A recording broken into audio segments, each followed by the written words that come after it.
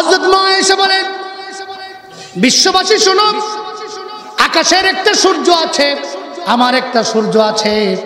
আকাশের সূর্য প্রতিদিন সকালবেলা পূর্ব আকাশ থেকে উদিত হয়, আর আমি মা আয়েশার সূর্য প্রতিদিন রাত্রের বেলা এশার নামাজের পর আমার অন্ধকার ঘরের ভিতরে উদিত হয়। নবীজি আমার ঘরে যখন প্রবেশ করে, অন্ধকার ঘর, আলোর ব্যবস্থা নাই, বিদ্যুতের ব্যবস্থা নাই, কোনো কিছুর ব্যবস্থা নাই। নবীজি যখন ঘরের মধ্যে আসেন, আল্লাহর নবীর সৌন্দর্যতায় আমার ঘর এমন ভাবে আলোকিত হয়ে যেত, আমি মা আয়েশা একটা সুয়ের ছিদ্র দিয়ে সুতা ঢুকাইতে বিন্দু মাত্র কষ্ট হতো না। এমন সুন্দর আমার নবী, আপনার নবী, বিশ্ব নবী রাহমাতুল লিল আলামিন। প্রিয় ভাই সব, ইউসুফ আলাইহিস সালাম ছিলেন সুন্দর। নবীজি যখন মেরাজে গেলেন, আকাশে ইউসুফ আলাইহিস সালামের সঙ্গে দেখা।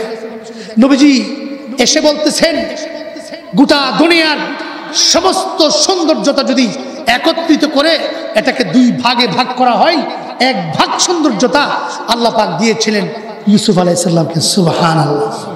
কিন্তু এর চাইতে আরো বেশি সুন্দর ছিলেন আমার নবী, আপনার নবী, দু জাহানের বাদশা মুহাম্মদুর রাসূলুল্লাহ সাল্লাল্লাহু আলাইহি ওয়াসাল্লাম। নবীজি নিজে বলেছেন, আনা মালিহুন ওয়া আখি ইউসুফ সাবিহ। আমার ভাই ইউসুফ ছিল সাদা সুন্দর, আর আমি বিশ্ব নবী, আমি হইলাম লাবণ্যময় সুন্দর। আপনারা বলুন তো, সাদা সুন্দর কি বেশি আকর্ষণ করে নাকি লাবণ্যময় সুন্দর? কথা বুঝেননি আমার? সাদা সুন্দর বেশি আকর্ষণ করে নাকি লাবণ্যময় সুন্দর? বিশ্ব নবীর চেহারা ছিল এত সুন্দর, তারা গেছে পাগল দেখতে।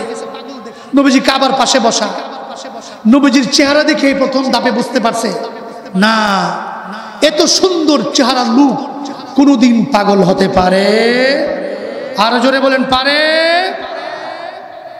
এখন তারা বলতেছে, পাগলের কথা শুনে কি যেন পরে মনে মনে, আস্তে আস্তে পরে।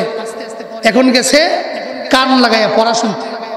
নবীজি কোরআন তেলাওয়াত করে, লা উকসিমু বিহাদাল বালাদ ওয়া আনতা হিল্লুম বিহাদাল বালাদ ওয়া ওয়ালিদিন ওয়া মা ওয়ালাদ লাকাদ খালাকনাল ইনসানা ফি كبد أيحسب أن لن يقدر عليه أحد يقول أهلكت مالا لبدا